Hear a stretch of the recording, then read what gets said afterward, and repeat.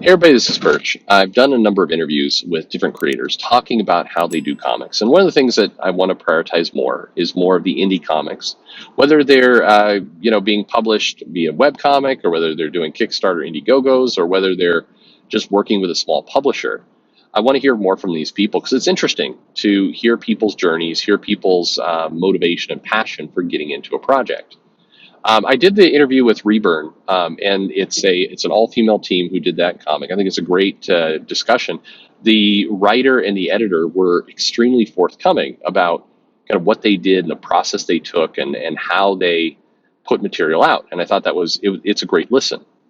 And it's also they part of their project is they had this process book, which is pretty much. I mean, you could not listen to the interview. I mean, in fact, you should look at the process book because it's a blueprint for making a comic. It takes you through every step, and that particular piece, that artifact, I can't tell you how valuable it is. One of the things that I think people should do is they should take upon themselves to really explore how people are making comics. And here's the case where whether or not you like the comic, whether or not the premise of the comic or even the people involved are to your liking, it's still good to learn. It's still, I think, important to learn these different styles. You are only made stronger with more information. And I kind of know the interview. One of the things I wondered when I did the interview, and I felt I was glad to do the interview. I love talking to the creative team. I wish them success, and I really think they're genuine. And I felt it was a great discussion, one of the better ones I've had.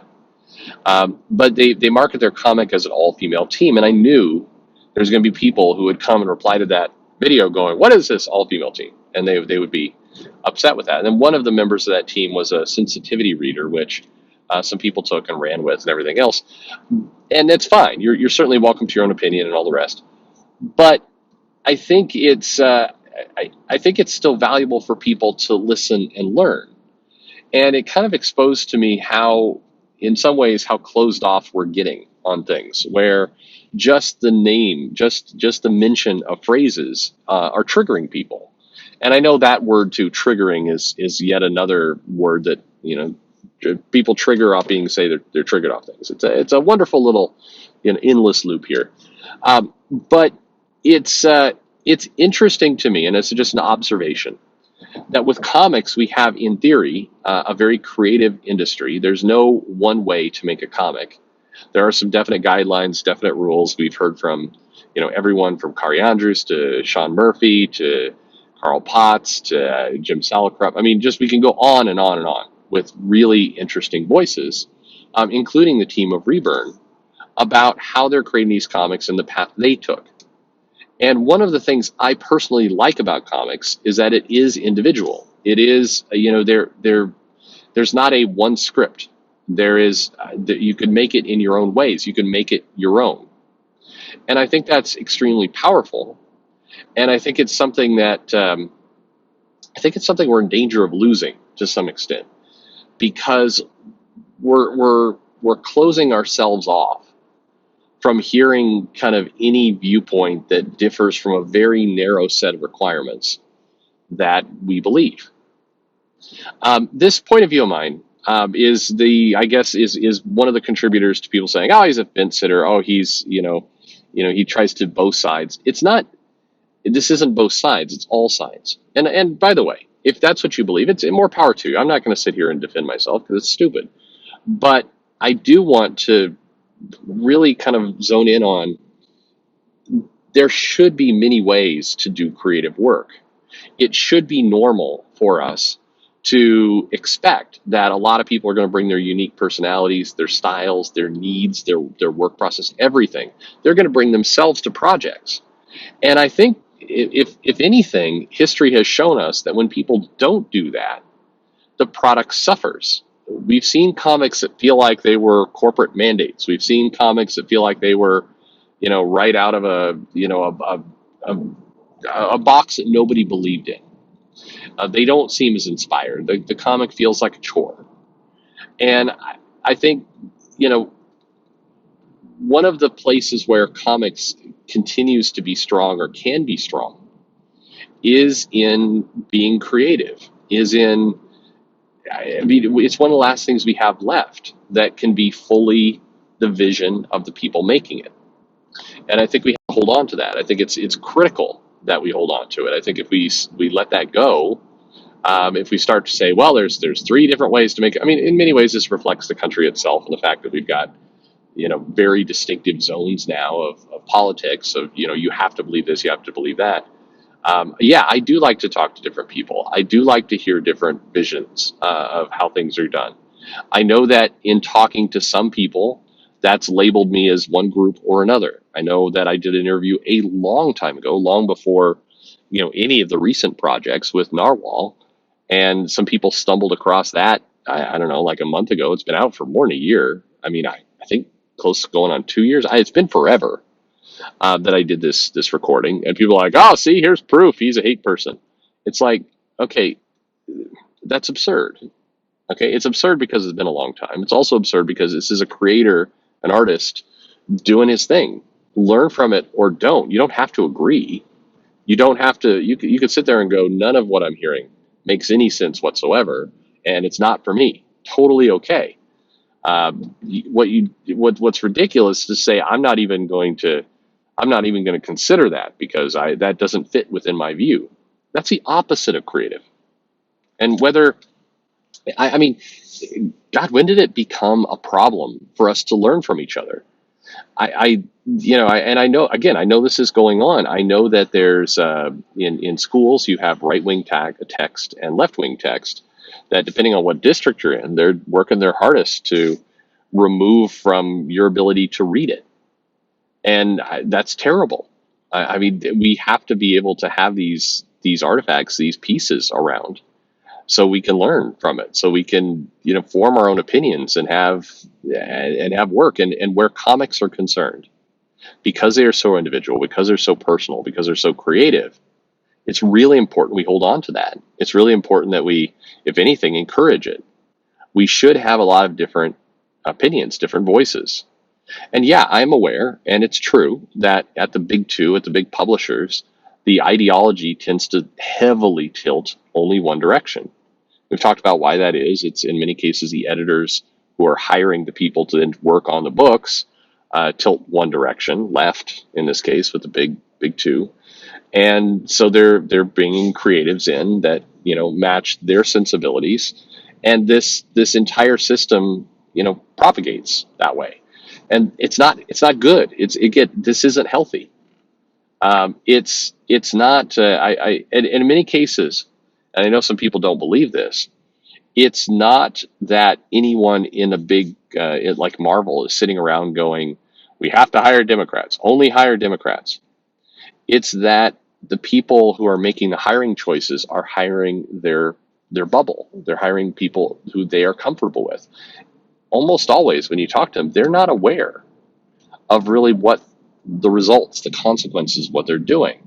They're not consciously aware that, hey, we're just hiring people who ideologically think just like us and only just like us. They're not. That's not the plan. Again, I know some people heavily disagree with that, but that's the outcome. That's the consequence when you're hiring from a very closed group, a very small group of your friends.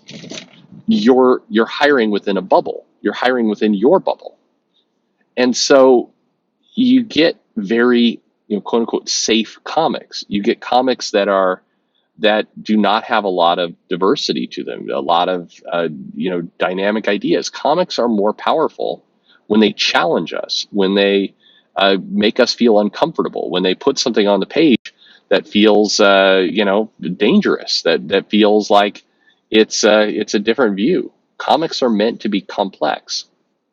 When they feel like they're just being kind of churned out of a Xerox machine, they get dull. At best, they get dull. At worst, I mean, they do damage to characters and things.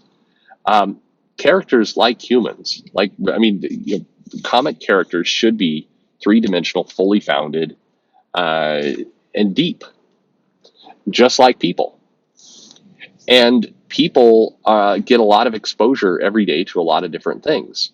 We know that people's growth, their emotional health, their intelligence, everything suffers when they live in a bubble, when they consume only one type of media, when they have only one group of people that are their friends, when they only hear one side.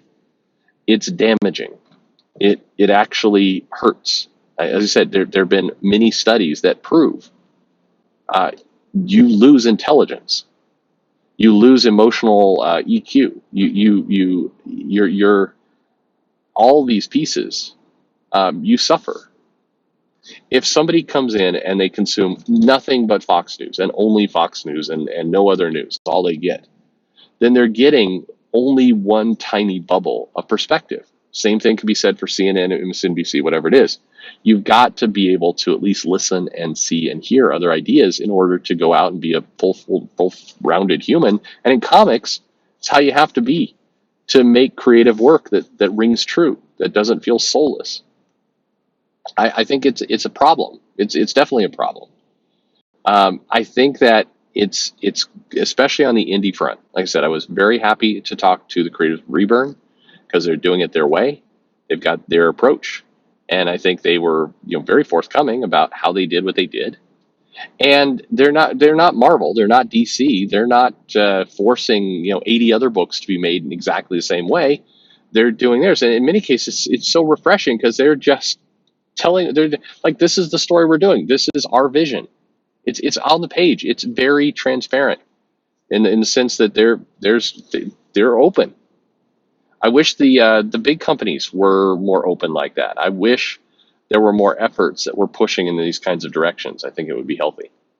But whether it's them or it's Bill Willingham, whether it's any number of people who create books in their own way, it's good to listen to these voices. So I hope if you're here, you're on this channel, you're listening to this, don't be afraid of hearing other things. Please don't have a knee-jerk reaction to hearing one thing. I know some people were bothered by the sensitivity reader and they lost the point of what that was. No, it was not a grifter trying to snake out money. That wasn't at all what it was. And if you listen to the interview, you can hear that. Or if you go look on the site, you can hear that. But be open to see other things. Doesn't mean you need to agree with them. Doesn't mean you need to take them as fact. But it's giving you information. It's making you more powerful. And in comics, it's critical to being creative.